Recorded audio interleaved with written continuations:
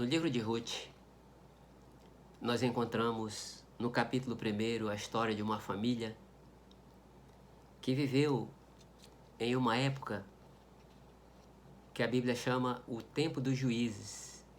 E esta época ela é descrita no livro dos juízes.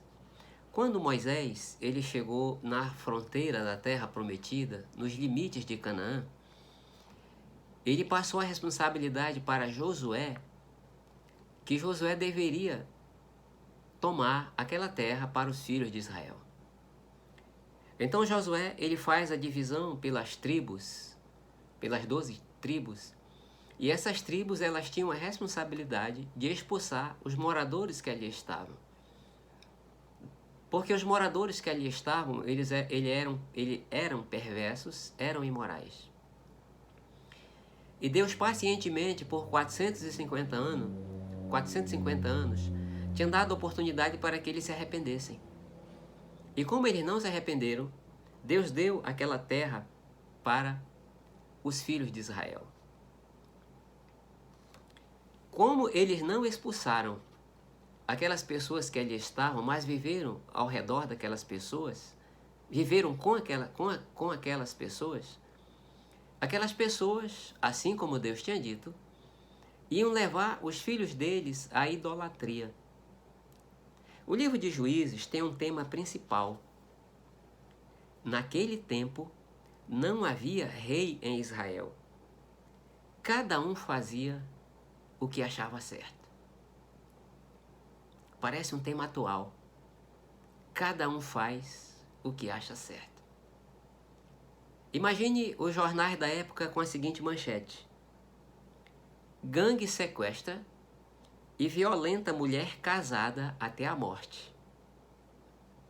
O jornal do dia seguinte: um homem enfurecido corta o corpo da mulher em vários pedaços e envia para os parentes dela. Essas duas histórias, que na realidade também é uma só, ela é descrita no capítulo 19 do livro de Juízes. Que coisa triste o povo de Deus quando abandonou as orientações de Deus, deixou de viver de acordo com as leis de Deus e passou a viver de acordo com a vontade de cada um. Muito se fala na nossa época que precisamos defender a democracia. E hoje, milhares de pessoas estão nas ruas fazendo passeatas pela democracia. Mas as pessoas não percebem que qualquer sistema de governo, sem a ajuda de Deus, termina sempre na anarquia. Esse era um tempo quando os juízes governavam o povo de Israel. O capítulo 1 de Ruth, ele começa dizendo o seguinte: naquela época em que os juízes governavam, houve fome na terra. Por isso um homem de Belém de Judá foi morar por um tempo na terra de Moabe, com a sua mulher e seus 2 filhos. O nome do homem era Elimeleque, da sua mulher Noemi, e Malom e Quilion os nomes dos seus filhos. Eles eram efrateus de Belém de Judá. Ao chegar à terra de Moabe, permaneceram ali. A história então de um pai de família que, quando chegou a crise, ele vendeu tudo que tinha e foi morar na terra de Moabe. Belém, onde ele morava, quer dizer casa do pão. O nome desse homem, Elimeleque, quer dizer meu Deus é rei. A sua esposa, Noemi, quer dizer doçura, graciosa. Nas crises, as pessoas fazem as maiores loucuras. Você deve ter visto o vídeo que as pessoas enviam, vídeos evidentes que alguns ou quase todos são brincadeiras, mas tem doido para tudo. E a gente vê as pessoas dizendo que daqui a uns tempos o nome dos meninos serão Covid, pandemia, lockdown, todas essas coisas. E veja que na crise, esse pai colocou o nome do filho de Malom e o outro de Quilion. Malom quer dizer doença e Quilion quer dizer quase morto. Então esse pai pega a sua esposa, doçura, o seu filho chamado doença e o seu filho chamado quase morto e vão procurar recomeçar a vida na terra de Moabe. A terra de Moabe era a terra que descendia dos filhos de Ló. Ló, o sobrinho de Abraão. Depois as suas duas filhas engravidaram do próprio pai, embora ele estivesse bêbado quando isso aconteceu.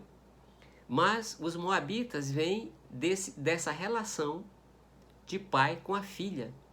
E Moabe quer dizer filho ou grávida ou teve filho do próprio pai. Parece um tema atual também. Essa história ela é muito interessante porque quando a crise chega, nós podemos responder de várias formas. Nós podemos fugir da crise. Nós podemos deixar que a crise tome conta de nós. Mas nós também podemos enfrentar essas crises com a ajuda de Deus. Em todo tempo, e em especial nos tempos de crises, os filhos de Deus são chamados a viverem pela fé. Mas o que é viver por fé? Viver por fé é crer na palavra de Deus.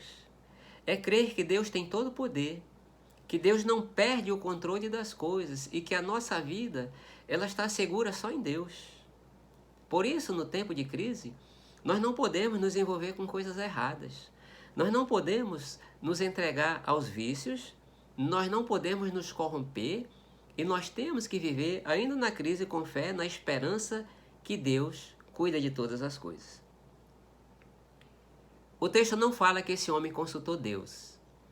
E ele provavelmente tomou essa decisão de sair dali em busca de comida, porque a terra não tinha pão, para dar uma condição melhor para sua família sem consultar Deus. Esse homem sai do meio da sua família, do meio do seu povo e vai viver no meio de um povo ímpio e imoral. Esse homem saiu para fugir da fome, mas encontrou a morte.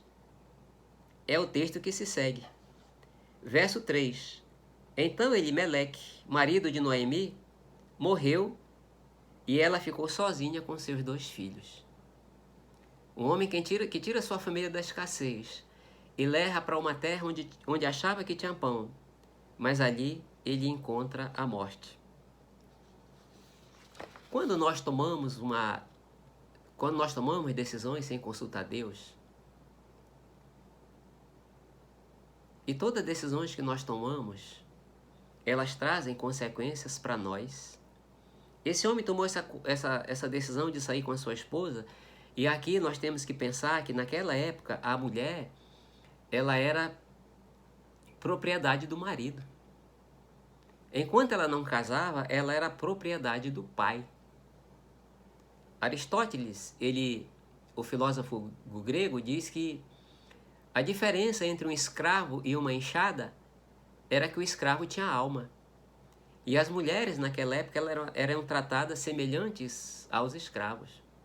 Não que Deus aprovasse isso, mas pela dureza de coração dos homens.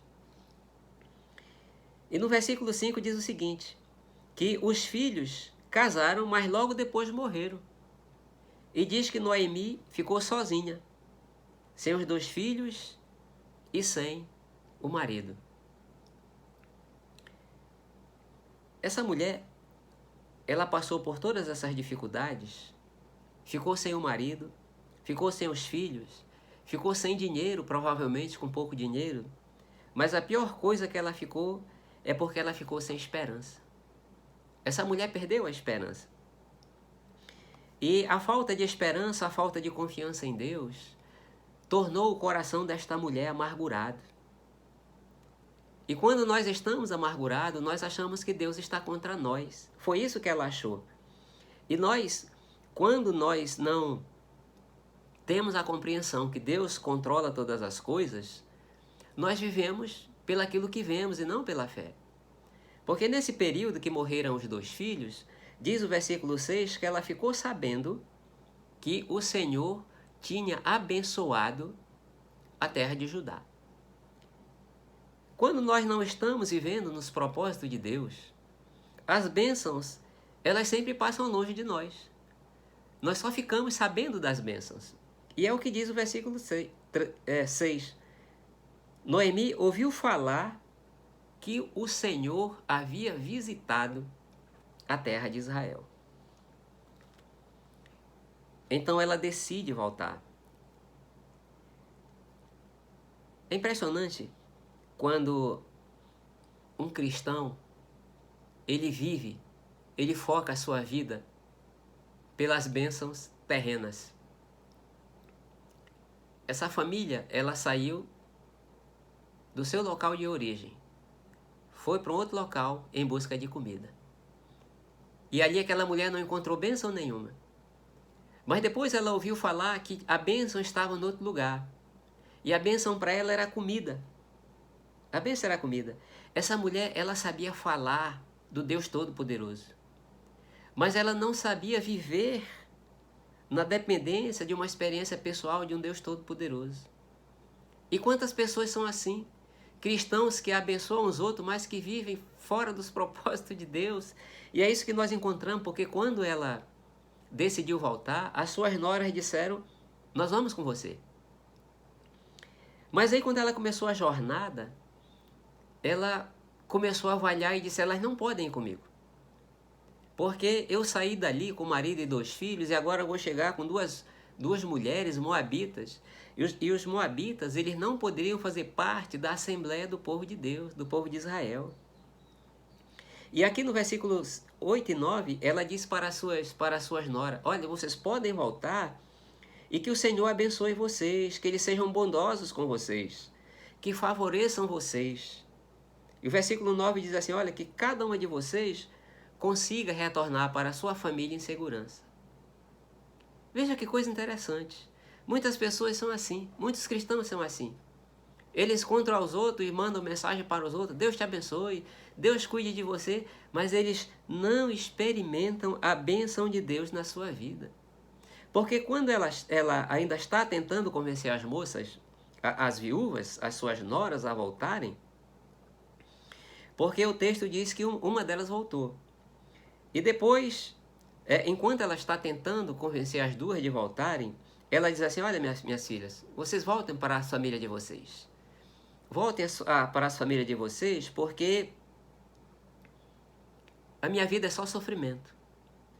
O Senhor se voltou contra mim. Final do versículo 13. No versículo 8 e 9 ela diz, olha, o Senhor Todo-Poderoso abençoe vocês, cuidem de vocês, recomecem a vida de vocês. Agora eu não. Eu não. O Todo-Poderoso me escolheu para punir. O Senhor se voltou contra mim. Nessa jornada de volta, como eu disse, ela começou a ter essas dificuldades. Como é que voltava com 2 moabitas? 2 mulheres que não poderiam fazer da parte de Deus. Agora, é uma mulher também que era do povo de Deus, do povo escolhido de Deus, mas que não testemunhava pela vida. Falava que conhecia Deus. Falava do Deus Todo-Poderoso. Mas veja que no final do no versículo 15, ela diz assim, para Noemi, que uma voltou, a Orfa voltou, que era uma delas, e a outra, Ruth, essa disse, não, eu vou com você, eu vou com você. Então Ruth diz o seguinte, Noemi diz o seguinte para Ruth, olha, a tua cunhada já está voltando para o seu povo e para os seus deuses, volte você com ela. Olha que dificuldade dessa mulher, como é que essa mulher podia falar de um Deus Todo-Poderoso, um Deus Todo-Poderoso que controla todas as coisas, e diz assim, volta para o teu Deus, porque lá tu vai ser mais feliz.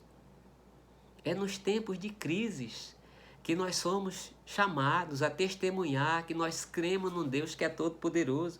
E o Deus Todo-Poderoso, ele tem que ser o nosso Deus nesses momentos. Nós não podemos só dizer para as pessoas, Deus te abençoe, Deus cuide de você, mas nós temos que falar com Deus por experiência própria. Deus cuida de mim, Deus muda a realidade. Mas ela diz, voltem para os deuses de vocês. Quando nós vivemos dizendo que somos cristãos e nós vivemos amargurado como essa mulher estava, essa mulher, ela não conseguia ver os cuidados de Deus. Ela perdeu a oportunidade de testemunhar para as suas noras do Deus Todo-Poderoso. E diz o texto no versículo 19 e 20 que quando ela chega em Belém, as pessoas começam a perguntar dela. Chegou ela e Ruth. As pessoas olhavam para aquela mulher 10 anos longe da cidade, 10 anos de sofrimento, envelhece por 20, 30, então diz assim, será que é ela? E as pessoas são maldosas, dizem assim, aquele está acabada. Olha como ela envelheceu. Então, ela mudou o nome dela. Ela diz para as pessoas, no versículo 20, diz assim, olha, não me chama mais de doçura. O meu nome não é mais doçura. O meu nome agora é Mara. Porque o Todo-Poderoso tornou minha vida amarga. Não foi Deus que mudou o nome dela. Mas foi ela que não conseguia ver a bondade de Deus, a misericórdia de Deus. Porque essa mulher, ela chegou no começo da colheita da cevada. Então ela chegou naquilo que nós chamamos de a festa do Pentecoste, tempo do Pentecoste. Era a festa que faziam as primeiras colheitas. Então quando o povo de Israel, eles faziam a primeira colheita, eles levavam aquilo para Deus, para que o sacerdote dedicasse aquilo a Deus. Então era um tempo de festa, era o tempo de Pentecoste. Quando nós olhamos o Espírito Santo também descendo sobre o povo de Deus, ali na igreja de Jerusalém, do livro de Atos, nós vemos que ali foi uma mudança extraordinária na vida das pessoas. Porque aqueles homens que viviam acovardados, com medo, com as portas e janelas trancadas, quando o Espírito Santo desceu, aqueles homens ficaram cheios de poder. Então esta mulher, ela chega na época da primavera. Mas veja que coisa interessante mesmo, o versículo 22 diz o seguinte, elas chegaram, quer dizer, ela e Ruth chegaram em Belém no início da colheita da cevada. Quando nós estamos com os corações amargurados, nós não conseguimos ver os cuidados de Deus. Aquela mulher tinha uma nuvem negra sobre si, fumaça nos seus olhos, que ela não conseguia ver os cuidados de Deus. Aquilo impedia que ela visse a bondade de Deus. Ela volta e exatamente na época da colheita, época de festa, mas ela não via isso. Nós não podemos permitir que as frustrações, as dificuldades e as amarguras apaguem a visão que nós temos de um Deus Todo-Poderoso. Essa mulher passou por grandes dificuldades, mas entretanto, ela ficava remoendo aqueles fracassos. Ela cuidava com carinho total aquelas suas amarguras, aquelas suas frustrações. Aquela mulher só tinha desgraça para contar. Quando alguém chegava para conversar com aquela mulher e contava uma história triste, ela tinha uma maior. Tem cristãos que são assim. Tem cristãos que são assim. Eles não veem a bondade de Deus, eles não têm histórias boas para contar. Mas a história também dessa família fala de uma outra moça, uma outra mulher chamada Ruth. Ruth, ela era moabita. E como eu disse, os moabitas, eles não poderiam fazer parte do povo de Israel. E quando você lê a história do povo de Israel em todos os tempos, os moabitas sempre trouxeram dificuldades para o povo de Israel. Então aqui nós temos Ruth, uma viúva, longe da sua terra, mas que tomou uma decisão que é uma das coisas mais bonitas desse livro, quando a sua sogra diz assim, olha, volta lá para os teus deuses, volta para a tua família. Ela diz, não, eu não volto não. Para onde você for, eu vou. É o versículo 16. Para onde você for, eu vou. Aonde você ficar, eu ficarei. o seu Deus será o meu Deus e o seu povo será o meu povo. Não existe fracasso. Não existe vida fracassada quando nós entregamos a nossa vida a Jesus e nós cremos que o nosso Deus é um Deus de todo poder. Noemi chegou na primavera, mas ela só tinha desgraça para contar. Ruth, que chegou junto com ela, uma mulher que não fazia nem parte do povo de Deus, mas ela viu ali uma oportunidade de um recomeço, uma oportunidade de reconstruir a vida, uma oportunidade de honrar o nome do Senhor. Ela reconstruiu sua vida, casou, teve um filho, e esse filho foi bisavô daquele que foi o maior rei de Israel, Davi. Essa história é uma história muito rica, em especial para esse nosso tempo de pandemia. Ruth perdeu o marido. Noemi perdeu o marido e os 2 filhos. Muitos amigos nossos, muitos conhecidos, muitos de nós, com essa pandemia perdemos amigos, perdemos parentes, perdemos emprego. Mas não permita que as frustrações da vida domine as suas ações. Ela ache lugar no seu coração e não queira sair. Porque Deus tem prazer de nos ajudar. Deus tem prazer de tornar as frustrações da nossa vida em uma primavera.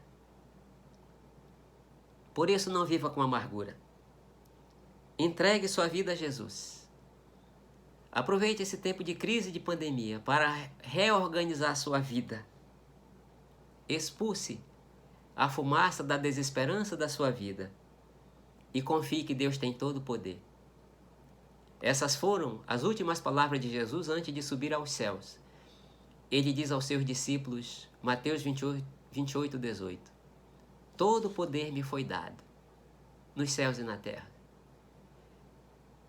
É em Jesus que nós encontramos poder para recomeçar, para reconstruir. Por isso, confie em Jesus. Deixe que Jesus cuide da sua vida e torne desse tempo de pandemia um tempo de primavera, um tempo de flores, um tempo de acolhimento. Que Deus nos abençoe.